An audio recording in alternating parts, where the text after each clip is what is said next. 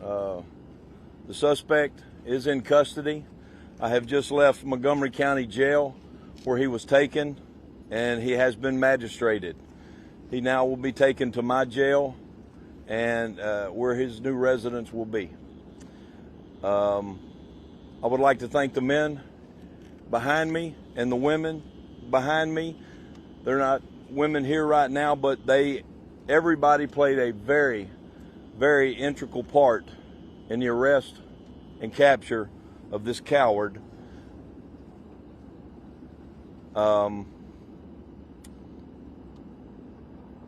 Everybody behind me has worked tirelessly.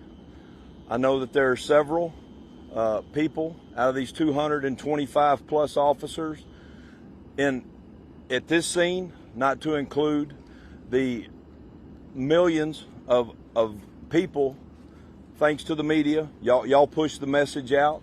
But we've had calls from Wyoming, Florida, South Texas, North Texas, Oklahoma, Maryland, and those are just a few of the places. We were here, they were there. Bottom line is, we now have this man in custody. He was caught hiding in a closet underneath some laundry. They effectively made the arrest. He is uninjured, and he is currently being taken to my facility in Cold Springs. Thank you. Can you tell us how you guys were able to find him? What clues led you to him tonight? Well, it was a multi-jurisdictional operation, to say the least. Somebody got a tip, DPS CID, U.S. Marshals, FBI. We had a TAC team. They all meandered over there and found that tip to be true. And was this home a relative's home? Did he know where he was? That's unknown to me. Maybe one of these guys behind me can speak to the actual information on how he was actually captured. Sheriff, what's your message to the family members, the surviving family members of those people who were killed in this attack?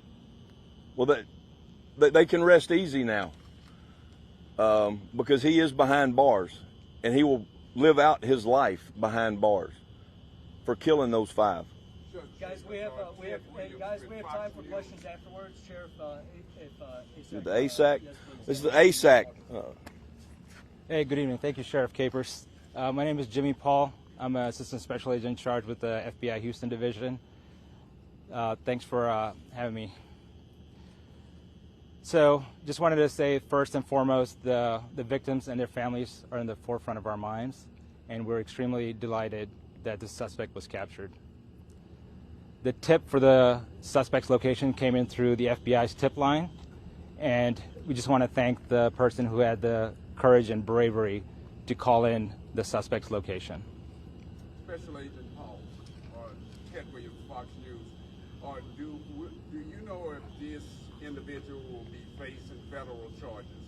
Currently, it's an ongoing investigation, and he's being charged by the San Jacinto County Sheriff's Office. What is the connection to the person who's harboring motivation? Sir, it's an ongoing investigation. I can't comment on that at this point. Did he give any indication why he did this? What was his demeanor when he was apprehended? Was he agitated? Was he tired? Hey guys, we're gonna let him get through his statement in the U.S. Marshals, and afterwards we will take questions. Is that cool? Okay, thank you.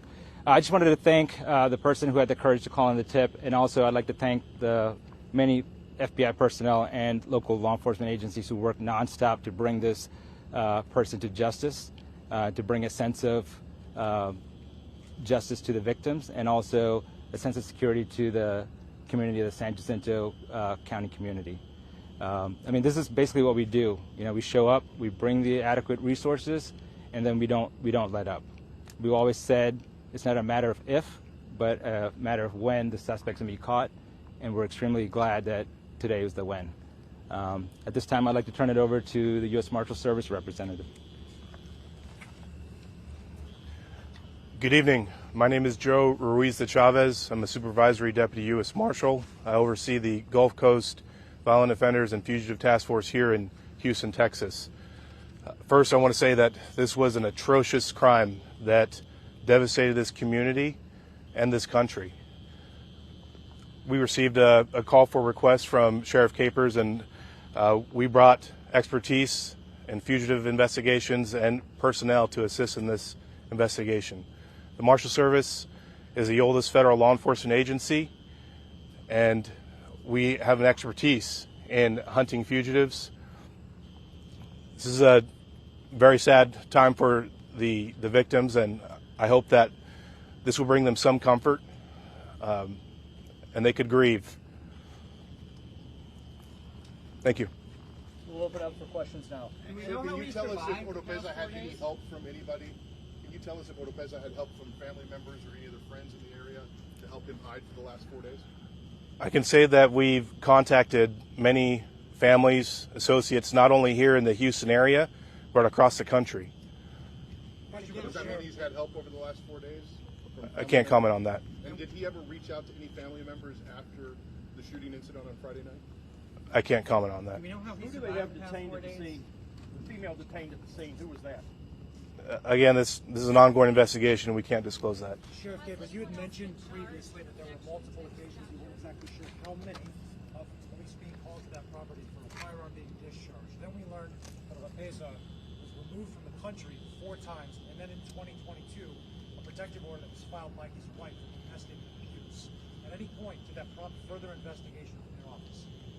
Yes, sir. We actually filed charges on him in 2022, and it, to the best of my knowledge, we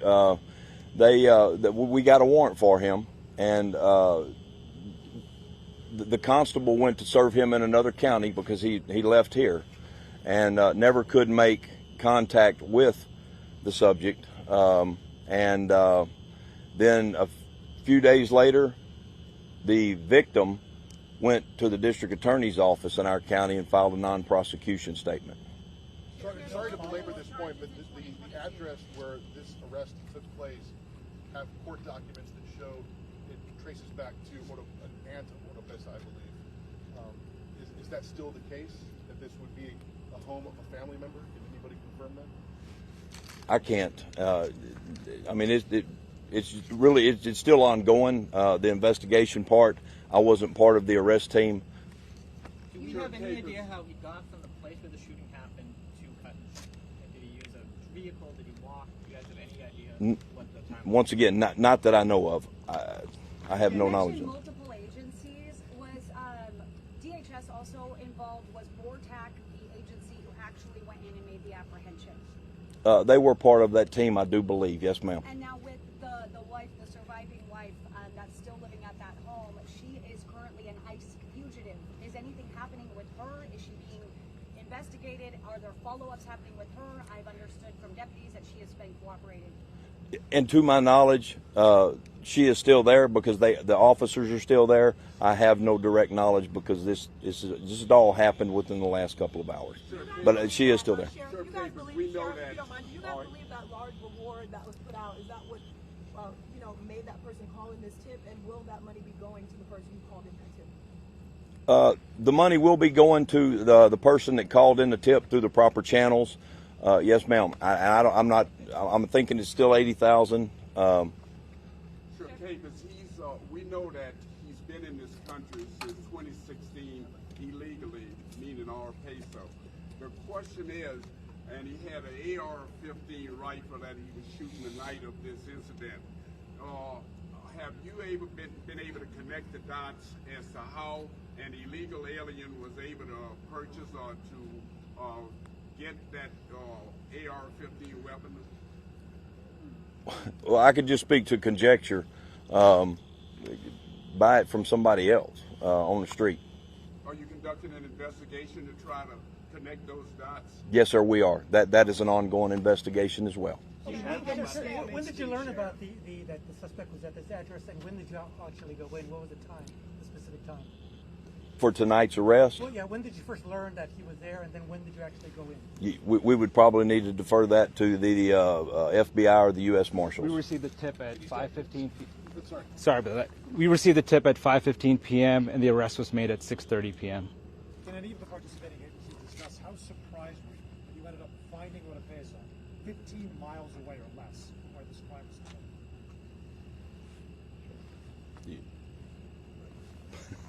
I can't really speak on that. I can just tell you that we're just extremely happy that the citizen had the courage and the bravery to call in that tip. Had you guys searched that area before you got the tip, or did you just go there once that tip? Is that something you did? I'm not sure if it was searched before, but we immediately dispatched the team out there as soon as we got the tip. We're going to take 3 more questions. Searched as well, known areas, known accomplices, or any of his family members? Were those areas searched specifically as well? I know he's been talking about family. We're obviously hearing that this was a family's home that this person was found. So were other family homes searched as well? Was this one just a random tip? What happened? Were there other families around? As far as we know, this was just a one-time random tip, but we've contacted multiple houses and families throughout the area. What does contact mean? Have you gone in? Did you search these homes? Right, we have. Laundry piles and other families. We've done knock and talks with multiple homes throughout the area, and we've gotten consent from the homeowners to go in and take a look. So we've done those kind of actions. Yeah. 2 more questions. Was anyone else in custody or questioning? Sheriff, is anyone else in custody or in questioning tonight? Oh, sorry, sure. No, ma'am, nobody else is in custody tonight, and I'm assuming that they are still at the house questioning the people that were at the house where the suspect was arrested. Did you guys find anyone